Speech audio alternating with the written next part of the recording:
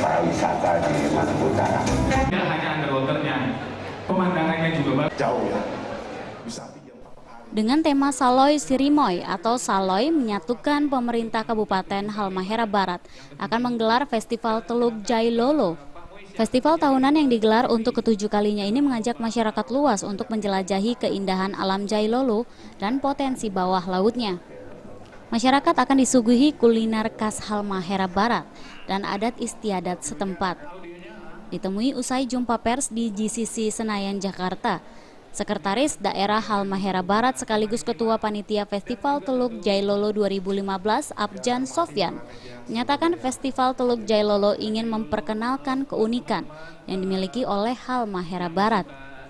Untuk itu, festival ini akan menampilkan mulai dari keberagaman budaya, flora dan fauna, juga potensi wisata Halmahera Barat sebagai salah satu destinasi unggulan di Indonesia Timur.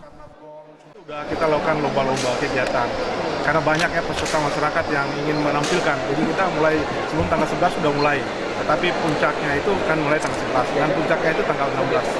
Itu teater kondisi menyangkut dengan panggung di atas air.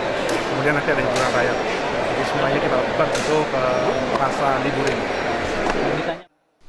Festival Teluk Jailolo antara lain akan menampilkan upacara bersih laut, makan adat, kontes fotografi bawah laut, hingga pameran batu akik.